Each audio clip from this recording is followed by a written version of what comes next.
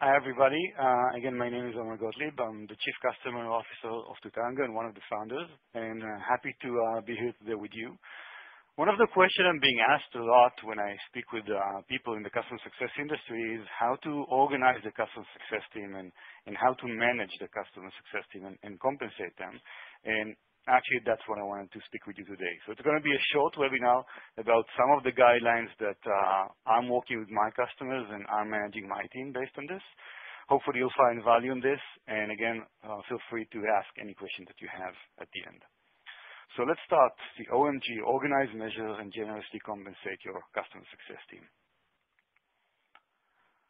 So the first thing is about organizing the customer success team. And I want to start with a disclaimer. There isn't one size fits all. So what I wanted to share with you is some guidelines that may be relevant mostly to you, but some of them may not. It depends on the model of your business, the maturity of the business, your process, the complexity of the product. There's many parameters that could influence this, but hopefully this will give you an understanding about how we think you need to organize the team and organize even a personal organization of a CSM. So I want to speak about team organization, about specialization, about different roles and responsibilities, and also about personal organization. How do you help your customer success manager to do their job and manage their day? If you're following Totango, you're probably familiar with this slide. It's all about the customer journey. And if you don't have enough information about it, just go to our website or email me after that. You need to know this kind of material in order to run customer success. But if you remember, the customers that you have are actually going through different journey stages and have different behavior in each one of the stages. What I'd like to recommend is actually try to build your team really based on those different stages. So I would, for example, recommend to define or decide about different roles for the teams. Again, not everything should be relevant or 100% for you, but some of it should. As much as you mature more and more, you should have specialization within the team. So for example, somebody should be responsible for onboarding, getting the customer up and running at full speed. Somebody should be responsible for delivering value. If that's the CSM or somebody else, that's actually going to be your decision, but he should be, or she should be responsible about monitoring and customer account health and keeping them in the green. Then, as much as you mature, and mainly if you go into the I-touch model, if you have high-end accounts, somebody should be responsible for relationship management. How do we prepare the customer for renewal and upsell? Actually, it's about growth. One of the things I recommend is that the customer success team shouldn't be just on the defense, it's also about the offense. How do I grow customers? Always recommend to have a different function for training, somebody that this is their professional. So as much as you mature, you should have your own training material, your own training, university or academy, whether it's going to be one-on-one, one-to-many, or everything automated. But you want somebody that is an instructional designer that knows your domain and will be able to train your customers. And of course, somebody from support. Now, this is very high level, and I do understand that it actually also depends on your level of maturity. When we started with our customer success team in Totango 3 years ago, the CSM was actually responsible for all those stages. So we had a couple of CSMs, and they've done everything from onboarding to value and relationship, and even training and support. As much as we mature as an organization, you understand that your team members need to specialize. And as much as you can invest in that, have different people specialize in different things. In some areas, it might make sense that the CSM would be responsible for onboarding, delivering value and relationship management. And in some areas, you want to divide those things. But hopefully, this will give you a better understanding about why you want to specialize and how do you actually want to organize different customer success teams. So think about specialization. Think about how this correlates and relates to the different journey steps that your customers are actually doing. But one thing that actually you should remember, my recommendation is always have the CSM in control. I always tell my team the CSM is the CEO of the account. And he can actually, or she can actually operate other team members. So if we're doing training, somebody from the training team will do that, but the CSM is involved. She will define the training goals. She will overlook at and get the feedback and make sure that the customer has somebody that is in charge of everything regarding this account. So this was about, again, organizing and managing the team. The next is about how to, organization at the CSM level. And again, there's no one size fits all. There's no one recipe. This is just one slide about my philosophy and recommendation.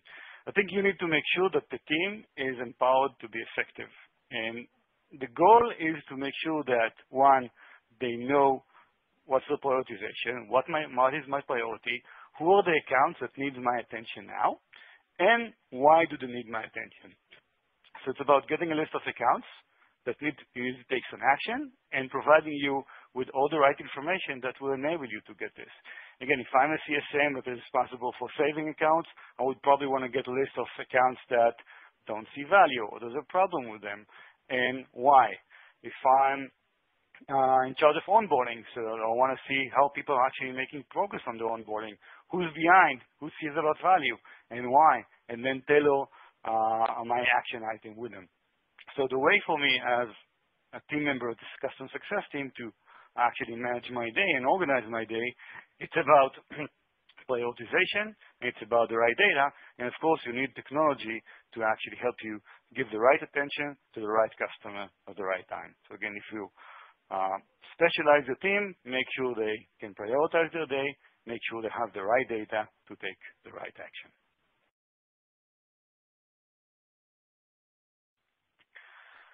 Let's speak about how to actually measure the customer success team. Again, one of the most common questions, what do we do with that? Here's my philosophy. I think that customer success team, the performance should be aligned with your customer success goals. So usually when I work with customers, I recommend to measure the customer success team based on 4 main metrics: retention rate, portfolio scores, upsells, and sensibility. And let's dive into each one of them so I'll explain what I mean. The first one, of course, is retention rate. Customer success is about making sure customers renew. So what's your retention rate, and how do you measure that? And of course, it's about the impact of retention. So you may want to consider to measure them by dollar value retention rate or by actually number of logos. I would actually recommend to measure both. This is a slide that explains why retention rate is so important. Again, if you need more information about it, feel free to go into our website. We'll have a link later on. You'll get more about it. But you need to understand that retention rate is something that the CS team is actually, they cannot control fully. Some cases you're going to lose customers because they went out of business. So you could be an amazing CSM, and still you won't be able to prevent retention rate. The other problem with just measuring retention rate is that retention rate is a lagging parameter. I could do a very bad job as a CSM, but the company will understand this and will affect it just 9 months after that. So I think retention rate is very, very important, but you need to be smarter than this and not measure the customer success team just by retention rate. And here's when I recommend to actually add another parameter, and I'll go to the next slide now, which is the portfolio score. So I think the main thing that you can influence as a customer success manager is the health and value that your customers are actually getting. What is the health status of your customer portfolio? So I'm a CSM, I own a portfolio, and portfolio is combined from number of accounts, but also dollar value, and I can make sure that most of my customers are what we call in the green. So have a portfolio score with dollar value with an indication of whether customers actually see value or not. And actually it's a good way to compare also between team members. Hey, my score is 85, while yours is just 80, for example, which brings, I think, a good friction into the team. And one thing I would also like to recommend to measure is also measure improvement. We want to make sure that we're doing a better job as a company. So on a quarterly basis, monthly basis, yearly basis, don't just look at the numbers. They are important, but also look for trends for improvement. So my CSM has a goal. If your score now is 68, that's good. I want you to be 75 within 6 months.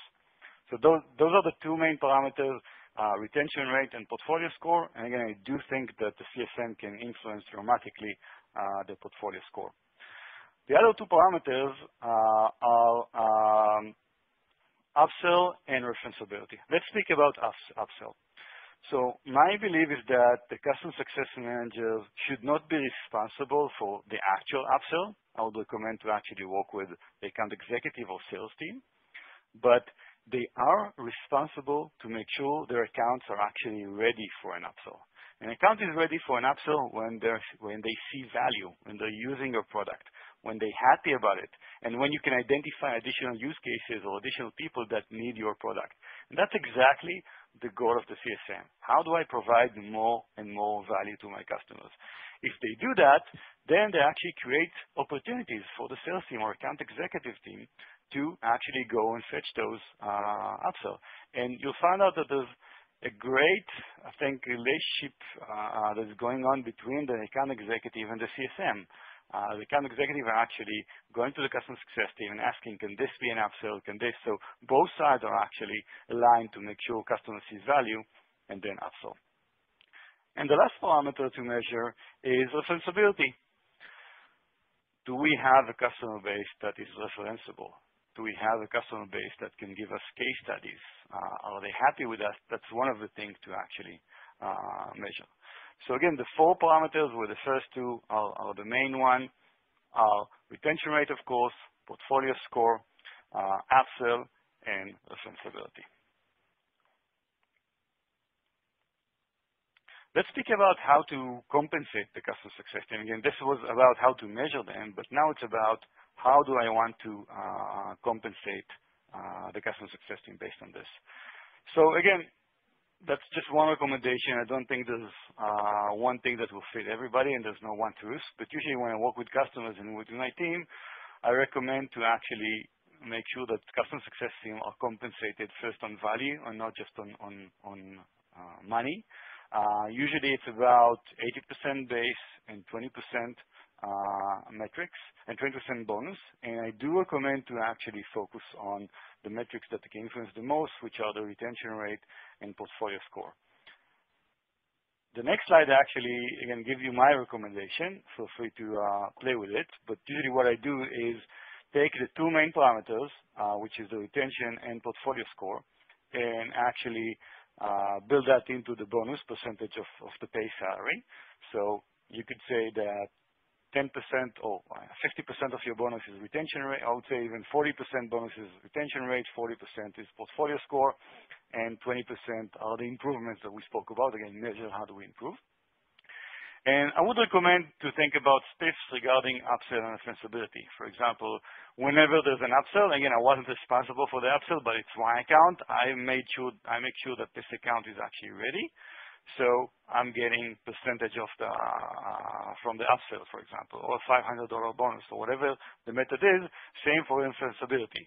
If you create a customer base that is referenceable, every time sales team using the reference, you get a specific compensation. So again, this is my recommendation. Feel free to actually use it, but keep in mind again, I recommend not to compensate the customer success team, not to convert them into salespeople. They're not sales. They're about value. And the way to measure value is, of course, retention and portfolio scores. All the other will come at this.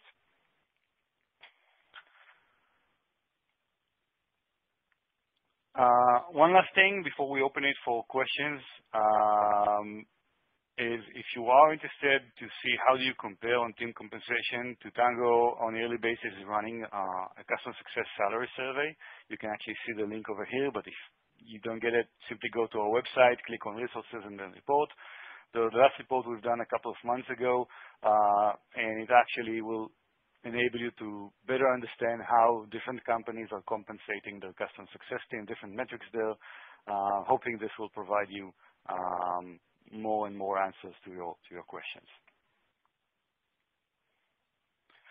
So with that, I'll mute for a couple of minutes and let's see if we have any questions. Great, thanks, Omer. And everyone that might have joined a little bit late, I'd like to encourage you to go ahead and submit your questions in the Ask a Question tab at the top of the player. We have a couple that have already been submitted yet that Omer is going to take a quick read through. And I also wanted to apologize that there was a delay in the slides that showed at the beginning. All of the presentation will be updated and sent out after this presentation so you can see those slides. But let's go ahead and start. And Omer, I'll go ahead and ask you the first one. So one I wanted to know is, you mentioned having somebody for relationship management to help prep the customer for renewal and upsell. Would it be better if these functions were actually managed by the sales organization? That's a good question. I'm not sure I have the right answer. I know about a couple of companies that are doing it that way, and a couple of companies are actually doing that under customer success. And I don't have a strong opinion on that. In Totango, it's actually being managed on the sales team, and the value is on the customer success team. I don't think that really matters. I think that what matters is that you take a look at the customer and make sure that you provide value, and there's a specific function that knows how to provide value, and that cannot be sales. And relationship management, that's something that really depends on your model. Again, if you're selling $1 million ARR contracts, that's going to be very, very different than $10,000 ARR contract. So as much as you go up scale, I would recommend that the relationship management would be more under sales. But it really depends on the way that you manage your team. Great, and I think there's a lot of questions around the portfolio score. How do you calculate it? Can you explain what it is, and how do you specifically measure it? Well, my best answer would be that if you guys use Totango, Totango calculate it for you. So that's something that you can get out of Totango, but regardless, you should come up with a score that tries to quantify the value of your portfolio. So whether you're using Totango or not, you should have some kind of indicator within your organization whether your customers are healthy or not, based on many parameters, on the usage, on the engagement, on the satisfaction, on the value that they're getting, of course, on ROI. And what I'd like you to do is actually try to build a portfolio score based on this. If I'm a CSM and I have 40 accounts and 30 of them are actually green, so they see a lot of value, and 5 are yellow and 5 are red, then I have a different score than if 20 are green and 20 are red. Regardless of the way, whatever the way that you want to calculate the score, it's not that important. What is important that you have a score that represents that, you measure the entire team, and you see that, again, you're improving. We do that in Totango, again, by taking the percentage and ratio of green accounts versus yellow versus red, and creating a formula that calculates that and presents you with a portfolio score that you have. Great, thank you. And so one person mentions, what are the pain points that lead you to start diversifying the customer success team from a do-it-all versus specializing in specific roles? What are those pain points you might encounter? Wow, I can share a lot of pains that we have, but I think you need to be able to be professional and I would say cutting edge on each one of the things that you do. If you really want to do a good job, then somebody that is responsible of making sure customers sees value cannot focus, for example, on technical onboarding, and they cannot focus on support, and they cannot focus on maybe upsell, and obviously training. Training, for example, ideally, you would have somebody that is a professional in training and a structural designer. It does have to know the customer success domain, does have to know your product, but they need to be able to be professional in those things. So I know these things are very expensive usually, but again, as much as you mature, you found out that the best way to run your business is have different function, professionalize and specialize in what they do, and this is how you succeed. So again, if you're a young company, and that's what I did, and I do recommend, you're a young company with not a lot of resources, the CSM should be capable of doing all those things, but as much as you mature and grow and you compete on the market, you want to make sure that you excel in every function, and this is when you start to actually excel. You cannot expect a CSM to provide an amazing training experience. And you cannot expect a CSM to provide an amazing support experience, and you cannot expect her to be the best technical person that you have out there. So if you have those needs for those functions, I would recommend that as much as you mature as a company, do invest in specializing in this, and then you'll have the best training experience, the best support experience and somebody who's an expert just in providing value to customers. Great. And for everyone that is still looking at the screen, I displayed the team role specializations that Omer presented earlier in case you did not catch it. And then so Omer, to continue with the questions, sometimes there's a conflict between the sales director for an account and the customer success manager of that same account. Both attempt to own it. For example, following up on support tickets. What's the best way to align these two individuals so they don't step on each other's foot and often confuse the customer? I think the company needs to set responsibility for customer value. And I do expect, by the way, not just the sales leader to be involved. I think everybody else needs to be involved. Product needs to be also involved. But if the company is aligned to make sure customers are successful, you should come up with a process that makes sure everybody is aligned. And again, if you have the right team members, this discussion should be healthy. It's not about who's leading. It's about what is the best experience that we can provide to our customers and what are the best teams that can actually do that and under whose responsibility. That's why, again, I didn't want to recommend whether it needs to be under sales or under customer success. It really depends on the type of people that you have in the organization. But you need to look at it externally and not internally. It doesn't matter who owns it. It does matter how the customer is being exposed. So if you can come up with a model that the customer success team is aligned with the account executive team, like one of the recommendation I made before is on the upsell process, that's how you win. And yes, you will need to work on it, and you will need, of course, to get your CEO, approval for it. But if you want to be a customer-focused company, that's the only way to do that. So whether it's under sales, under customer success, really depends on what you have here, but you need to make sure those are actually aligned, and they should be aligned. I think the leader of sales should also be compensated on, renewals, because if the sales team isn't selling to the right people, then the company will fail. In Totango, by the way, each executive is also being measured on the renewal rate of each one of our customers. Great. And then going back to metrics, there was a question about how do you measure the level of effort or the number of staff required in this model? Are there some common staff to customer ratios that you would suggest? Yeah, I think there's a good article that Jason Lemkin published. I'll give you some industry benchmark. There's two parameters. One is ARR value, and the second of it is actually number of customers. If you're, let's say, a medium to high touch model, I would recommend that the CSM should manage about anywhere between 20 to 40 accounts, but usually we measure by ARR value. So I would say that the industry benchmark is about $1 million per ARR per CSM.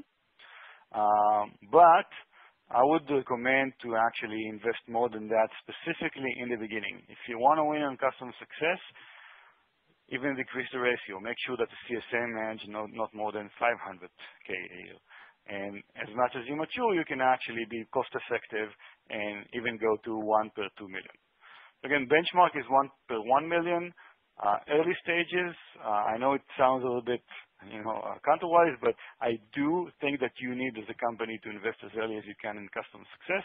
I would invest more than that, and as much as you mature, you need to find ways using technology to scale and actually make sure one customer success manager can deal with many, many, many customers. But for that, you need material, you need technology, you need processes, you need the right people, you need to be more mature. That's why I recommend to start lower and then gradually go up the scale. Great. There's so many great questions coming in, so thank you to our audience. So Omer, one thing about portfolios at the CSM level, would you recommend doing a mix and a variety of different customers, large, medium, small, or various product package types for each rep, or do you recommend keeping each portfolio standardized on the type of customer? So it's a great question, and I'll get back to my recommendation about specialization. If the process and experience that large customers are going with you is different than small customers, I would recommend to separate. Have CSM that are expert in dealing with larger accounts, larger implementation, and have CSM that are expert with medium, and even have CSM that are expert in the low touch. If the experience and process that are going through you is similar, then a mix is my recommendation. So again, depends on if things are different, have somebody that specializes in this. If things are the same, I would recommend to mix between those two. Great. And then a specific question on retention. Can you elaborate further on retention, especially for businesses operating in B2B, where customer relationship can span for several years, versus how do you compare it to B2C?